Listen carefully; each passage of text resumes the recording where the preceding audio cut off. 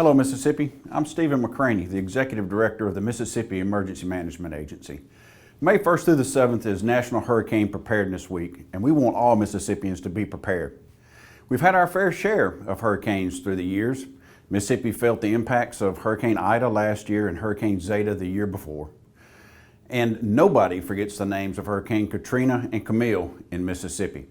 We don't want to scare anyone, but we do want people to be ready. Forecasters are predicting an above average hurricane season, but you never know what a storm can bring.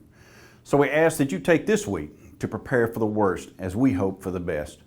You'll hear us say that the first 72 is on you. What that means is we want you to be prepared to survive for 72 hours.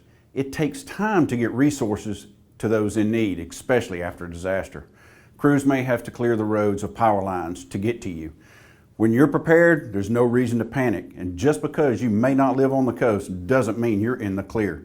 So take this week, build a supply kit, get ready for hurricane season, and the official start is June the 1st. Stay safe, Mississippi.